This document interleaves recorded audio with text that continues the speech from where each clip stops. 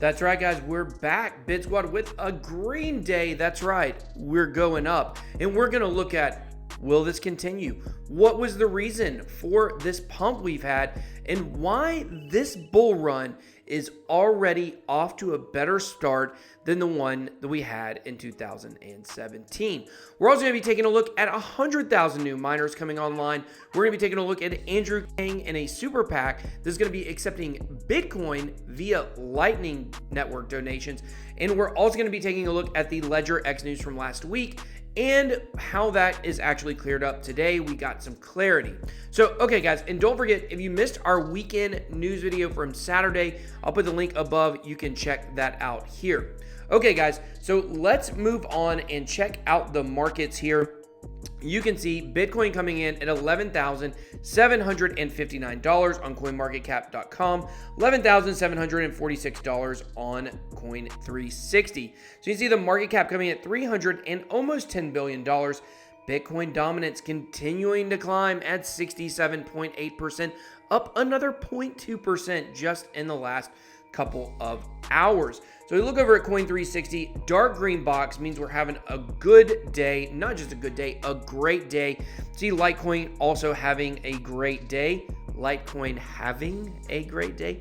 But I know you guys love that. But here we go. We got Dash, Monero also up pretty big, but we'll be looking at Litecoin and other altcoin stories this afternoon. We will just do a quick look before we get into our Bitcoin news. This is the next halving, the next Litecoin halving, 1,458 days away because it just happened a few hours ago. And like I said, we'll be looking at that later. So also, guys, we're going to start by looking at the Bitcoin price, what it means, what's going on with China. But if you want to check out bitboycrypto.com and read all these stories for yourself, you guys can check that link up above. So, okay, guys, we have Bitcoin price surging amid U.S.-Chinese tension, the trade war that's going on. We previously reported on Justin Sun, the Warren Buffett launch, about the U.S.-China trade war and how I believe that was actually the reason why the launch was canceled. You can read more about that video up above if you would like to go check it out. But the U.S.-China trade war is real. It is affecting cryptocurrency in a big way. Now, what happened is on Friday, President Donald Trump of the United States basically imposed, not necessarily announced, imposed a 10% tariff on Chinese imports. Now, let's do the math here. It was about $300 billion worth of Chinese imports that were going to get that 10% tax, 10% tariff. So $30 billion got taxed on China just on this move. Now, in a trade war, it's not just one-sided, right? Donald Trump is brash. He's always making statements about this trade war. However, China responded. Now, the way that China responded is by devaluing their currency. So basically what they did is they set the amount of the currency at over 7, a level 7.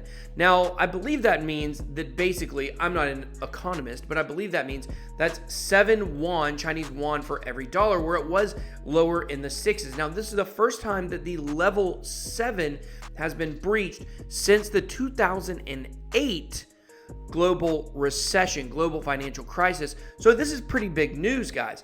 And so now what is the US going to do? What's the next step? A lot of people believe that Bitcoin is a great shelter for your assets amid fiat currency uncertainty, and that is proving to be true. So we'll just have to see how this US-China trade war plays out. But one thing is for certain, it is making the price of Bitcoin go up. Now, let's look at this bull run and why this bull run is going to be different than the one in 2017. So on TradingView, BTC Big Picture put out this chart here.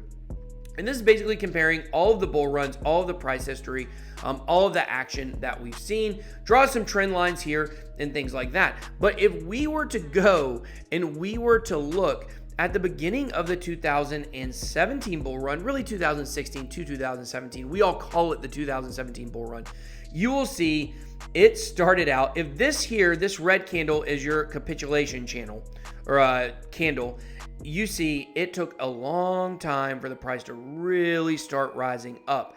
If you compare that to where we're at now, up above me, you'll see we are moving up at a much faster rate. This is really much more similar to the 2012 to 2013, which means we could have some sideways action. That sideways action is represented here, but I don't think we're going to. I think that we are going to get a huge green candle in August, and I think we're going to be off to the races. We're going to see FOMO like we've never seen before, which is saying a lot considering the 2017 FOMO that we saw. Another thing that could be contributing to this is the launch of the famous meme, Backed. I love calling it a meme because we've been talking about it for a year, and I've been telling you guys for a year that I did not believe that Backed was going to actually launch until it was a better, environment for it to launch in terms of price. Now, we've seen that. We have seen the price is good now. We're going up, and now Backed wants to launch quarter number 3. It's coming out, supposedly. We'll see. They say that the reason why it's launching in quarter 3 is because they're waiting on the last approval for their custody service, Backed warehouse by the New York Financial Department of Services.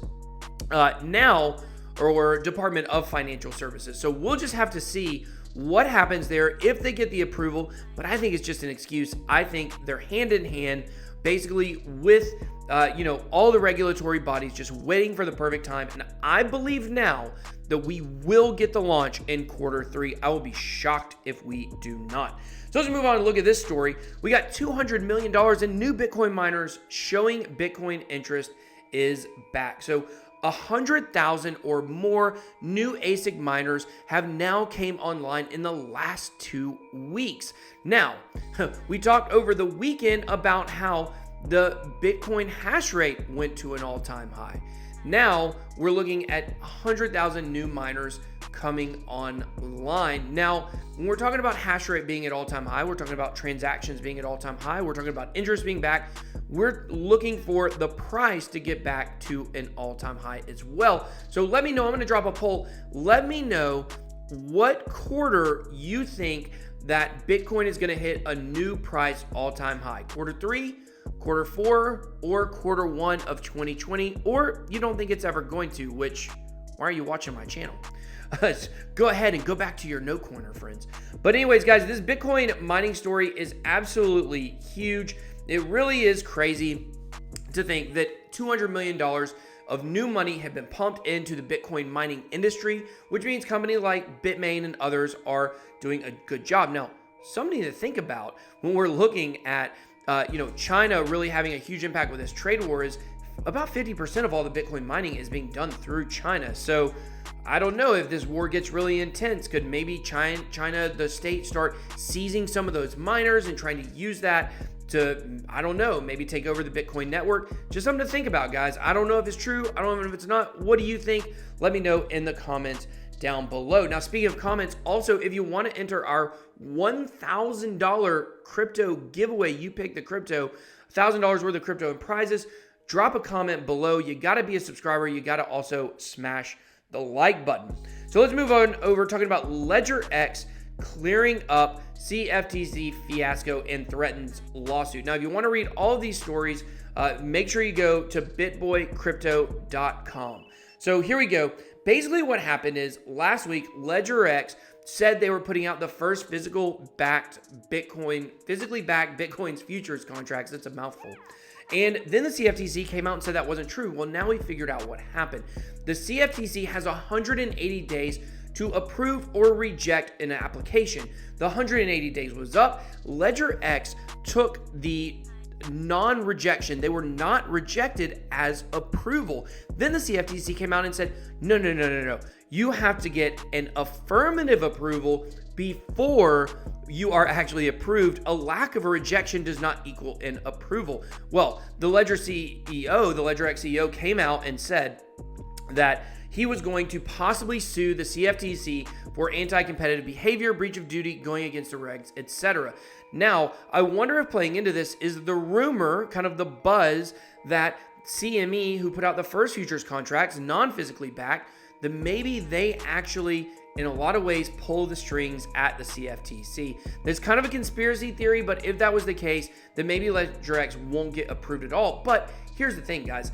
This is not a good thing. Paul Chou should not have came out and said this, even if it's something he's thinking about. It seems like an emotional reaction, which we need more professionalism in the blockchain space, except for me, right? I can be unprofessional, right? That's the way you like it. But we need our blockchain CEOs to be professional. And if you're trying to get approval from a governing body, the best way to do that may not be to go after the governing body before your application process is over. So definitely some things to look at and think about there. So Andrew Yang, I'm not making any political statements. I want you guys to know this. This is just covering the story.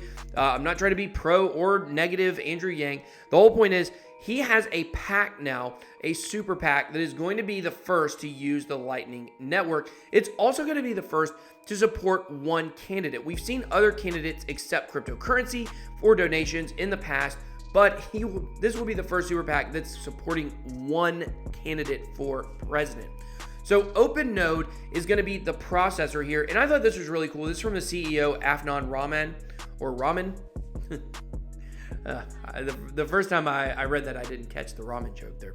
Okay, the super PAC obviously wants to receive donations as large as possible, but at the same time, individuals who want to donate just a bit to Yang's platform now have the opportunity. It allows the donors to have all of the amount go toward the actual donation rather than mining fees. That's what the Lightning Network allows that to do, because basically you open a channel, can send several transactions through, at one time or spread over a time, and then you close the transaction, or you close the channel, and then you just pay one mining fee. So definitely really cool. If you're donating to Andrew Yang, you can do this without the mining fees, and all the donation can go to him. So definitely pretty cool. He's talking about UBI, Universal Basic Income. A lot of people think that's a slippery slope to socialism, which I do tend to agree with that. However, his idea for UBI is because basically we have to do something about automation taking jobs. And I do think that's a serious conversation that we need to have as a country and really globally. So you guys let me know what you guys think about this video.